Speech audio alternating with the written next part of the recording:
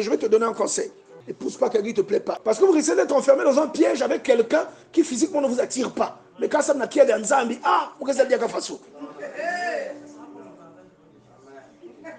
Lorsque vous allez à la fête, ou lorsque vous sortez, vous êtes devant, elle est derrière. Vous marchez vite.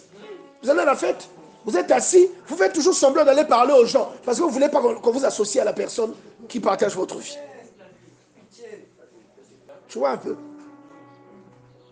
Donc c'est ça. Il faut d'abord que la personne vous plaise. Voilà pourquoi je te dis, fais bien ton choix. Regarde bien la personne. Même si tu ne dois pas l'épouser parce qu'il a les lèvres roses, mais il doit te plaire quand même. Alléluia. Il doit te plaire quand même. N'épouse pas quelqu'un qui ne te plaît pas. Et je vais te donner un conseil. Aujourd'hui, là où tu vas te cogner la tête, parfois ce sont tes propres choix. Dieu te dit, va à gauche, toi tu dis, moi je veux sur mon tout droit.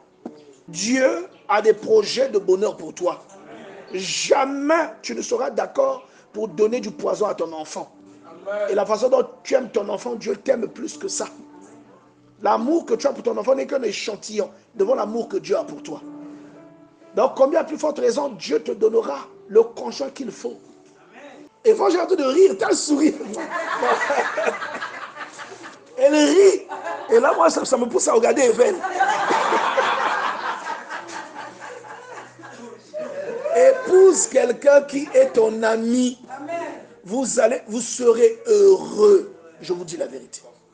Voilà pourquoi il y a même des couples, des natures de couples qu'il faut tester. Quand vous êtes convaincu que c'est la personne de votre destinée, vous pouvez tester d'abord la personne. Comment vous vous entendez? Je vous jure que si vous disputez beaucoup, vous serez malheureux. Mais si vous êtes amis, en plus d'être amoureux, vous êtes amis, épousez quelqu'un que vous trouvez intéressant. Vous comprenez ça? Épousez quelqu'un qui vous fait rire. Épousez quelqu'un qui vous inspire. Mais au-delà de ça, assurez-vous que c'est Dieu qui choisit cette personne pour vous. Parce qu'en réalité, c'est Dieu qui a emmené la femme auprès d'Adam. Votre conjoint, c'est Dieu qui vous l'emmène. Est-ce que quelqu'un comprend cela? Je vous assure, bien-aimé. Il faut que la personne avec qui vous partagez votre vie, que vous ayez des centres d'intérêt. Vous n'allez pas aimer les mêmes choses. Toi, tu vas aimer les foot, elle va aimer Novelas. Tu vas aimer la lecture, elle va aimer la cuisine. Tu vas aimer la prière beaucoup, elle va aimer la prière un peu. Tout ça, ce n'est pas un hasard.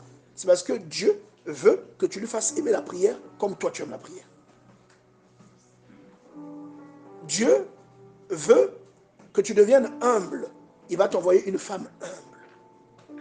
Et tu verras dans sa vie des raisons d'être orgueilleuse, mais tu la trouves humble. Et ça va être une leçon pour toi. Quelqu'un comprend ce que je dis? Ça va être une leçon pour toi. Vous voyez? Je vous dis la vérité. Donc, en réalité, nous sommes censés être... Quand vous avez une femme qui prie beaucoup, ça doit être une leçon pour votre vie de prière. Quand vous avez une femme qui sait gérer, ça doit être une leçon pour votre façon de gérer. Et puis, je vais dire un truc à nous les hommes. Monsieur, vous n'avez pas toujours raison. Est-ce que vous comprenez? L'homme confond souvent le fait que la Bible dise, dans le livre d'Éphésiens 5, que l'homme est le chef de la femme. On confond l'expression chef avec le fait d'avoir toujours raison ou d'avoir toujours le dernier mot. C'est faux.